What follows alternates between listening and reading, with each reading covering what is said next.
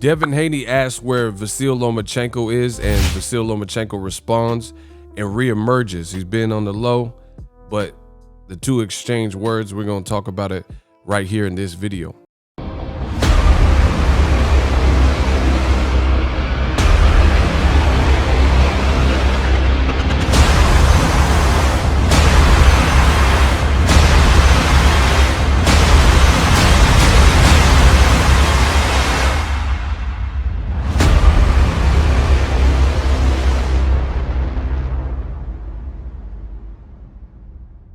Are you tired of your YouTube videos not getting any views? Well, consider TubeBuddy. I've used TubeBuddy for years to scale up my YouTube channel. Now we're sitting over 200,000 subscribers. TubeBuddy is a browser extension that offers a ton of built-in productivity and time-saving services to take your channel to the next level. Use my link in the description to get started with TubeBuddy and level up your channel. What up, Fight World? It's your boy Ego, and I'm back with some more boxing. Make sure you smash the like button. Also subscribe to my channel for the latest and greatest in boxing.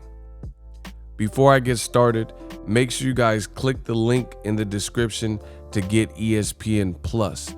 ESPN Plus, they offer a ton of original content, docuseries, documentaries, archive footage of past fights like Mayweather Pacquiao, in case you want to revisit those, and more. You can get ESPN Plus as a standalone app, or you can get the bundle, ESPN Plus, Hulu, and Disney Plus, all three apps for one low price of $12.99 for all three of them. I personally have all three, and I think it's a good value for the amount of content you're getting. Now, Devin Haney on his verified page, make sure you smash the like button, hit the bell notification icon. He posed this question on his verified page. He says, where the F is Loma at? And he put the eyes. And out of nowhere, you know, I wasn't really expecting this, but Loma must have seen it, and he just really popped up with the little matrix. He got the little matrix thing. And on his verified page, either him or whoever's speaking on behalf of his account, like a handler, responded to Devin Haney. And let me zoom out, punch out for you guys to see. Center it for you guys. I'm here. So Devin said, where you at, Loma? Where's Loma been? Because after the Tio loss, he kind of popped out to say he was sabotaged or set up or whatever. And then he kind of went back into hibernation. Devin Haney asked the question and he reemerged. Loma says, I'm here. I'm waiting for you cowards to decide on a real fight and not on a Twitter fight. So he talking spicy. The boy Loma talking spicy. He said, where the F you at? He said, I'm right here, waiting for you cowards to decide on a real fight and not a Twitter fight. So he's saying he on this grown man, and you know, he's probably seen some of the back and forth banter between the various young fighters in or around lightweight division. So that was Lomachenko's response. And Devin Haney clapped back.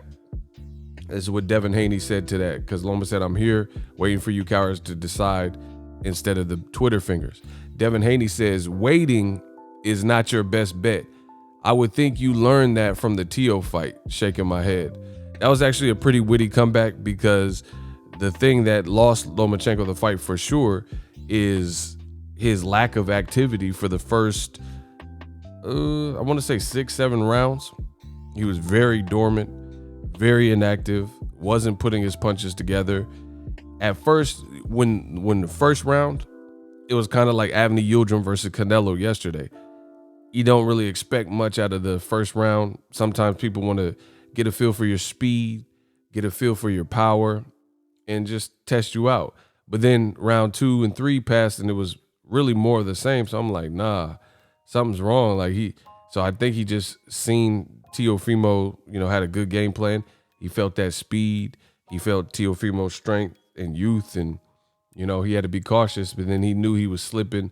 Everything was slipping away, and the fight was getting away from him. So I think that's when the champion came out, and he just showed some signs of life. But it was too little, too late. Teofimo started to slow down, and Lomachenko won some of those rounds, like late rounds. But then Lomachenko definitely lost the 12th round. So, you know, too little, too late. He wasn't able to come back from me. As far as the little back and forth, we know Devin Haney had tried to fight Lomachenko. He was calling him Nomachenko. He said he wanted to smoke. In fact, Devin Haney's pretty much called out all of the big names from Lomachenko to Gary Russell Jr. He's openly discussed these names, Ryan Garcia, right? And also Teofimo Lopez. So he's been adamant about that, and he's been very consistent about fighting the big names. Now, boxing is in such a weird spot where you have situations like Devin Haney is, okay, so the WBC created confusion with the whole franchise champion and the whole winner of Lomachenko Teofimo, and that was confusing enough because Lomachenko became the franchise champion, and then they said previously when Canelo was the franchise champion that the franchise belt wasn't really a true belt and it was a designation, but then Top Rank requested the Loma to get it, and then Top Rank later made Lomachenko versus Teo, and then the WBC again changed their rules, a brand new rule they had just made for Canelo, and they now said the winner of Teofimo and Lomachenko will be the franchise champion.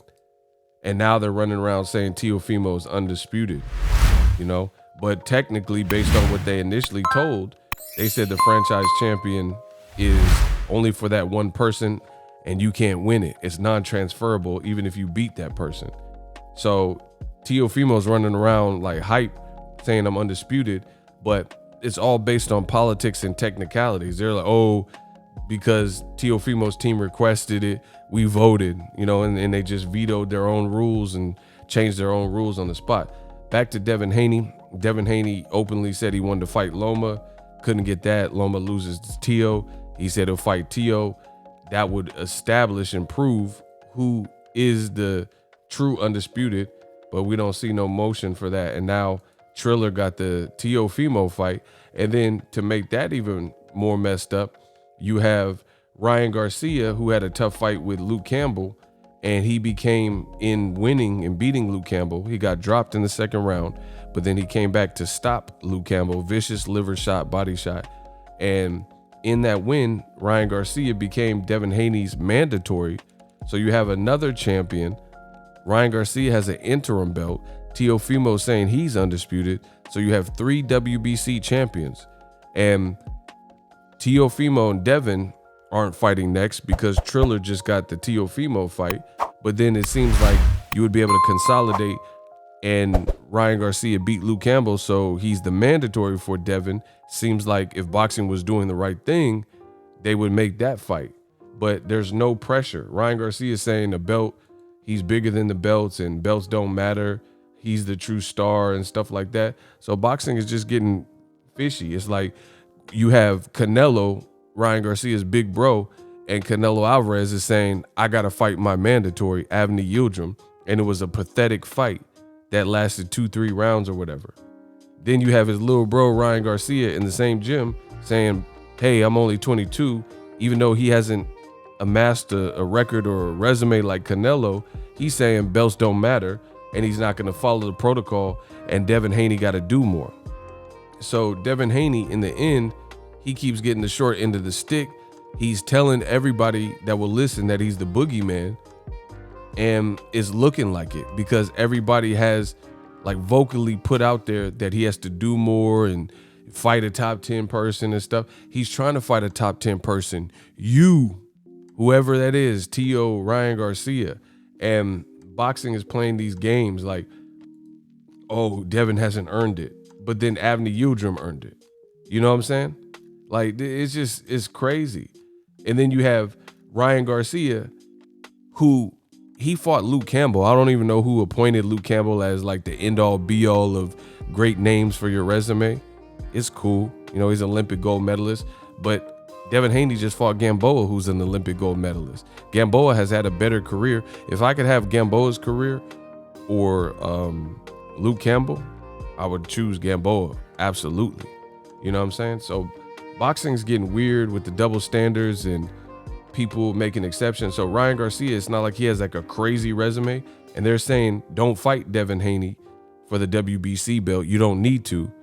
But then they're telling Devin Haney to, when he's trying to get Teofimo fights and stuff, you got to do more, fight someone in the top 10. And Ryan Garcia's even saying that now. You know, he had the little back and forth spat with Eddie Hearn, Devin Haney's promoter.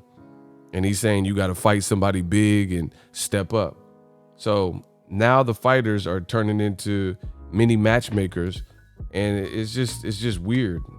Fight fans want to see fights. Some of these fights should be realistic to make. It's too many damn belts. And this is what we have to do and deal with, the life of a fight fan. It's so insane, because these situations, like I said, Ryan Garcia is saying belts don't matter, but his big bro Canelo is telling you that there's no way he can get out of fighting his mandatory Avni Yildirim, and the guy looks like he was nowhere near Canelo's level, and it looked like a fight that never should have ever been sanctioned or allowed to happen, with the 2-year layoff and him coming off a loss. How are you even a mandatory with all things considered? But these are the politics that boxing is faced with. Lomachenko, they're talking about him fighting Nakatani. That's a good, tough fight. I would obviously like the Devin Haney fight in Lomachenko, or Lomachenko and Ryan. Ryan Garcia said he'll fight Lomachenko. So I just hope it's good. I'm looking for a good year. There's too much like politics that could get in the way of great fights at lightweight. Lightweight is right now is popping. You got Javier Fortuna, throw him in there.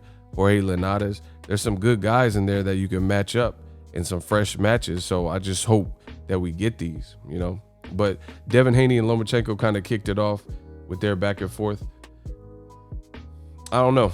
Bob Arum, he's said stuff about Devin Haney, even though he tried to sign Devin Haney. He said stuff like Devin Haney has to prove himself. You know, just the same thing that we've heard from Teofimo and Ryan Garcia. It's like, let him prove himself against Teo. And then that also is like killing two birds with one stone. We won't have all these belts and franchise champions and all that. Like, we'll know for a fact who's undisputed. But that seems too much like right. Drop your thoughts in the comment section. Let me know how I did in this video. If it is your first time, consider subscribing. I drop daily content. I do live streams. Normally I cover the fights live, but we are in a pandemic. So, you know, I got my stuff together. So we're just doing it from the cribbo. Drop your thoughts in the comment section. As always, hate, comment, and subscribe. Till next video is Ego, signing off. So if you enjoyed this video and want more content like this on the channel, you can show your appreciation by going to the PayPal donate button or the YouTube support button, and you can donate any amount that you feel is equivalent to the value of this video. Much more to come. Thank you guys for your support. Boxingego, the future of boxing.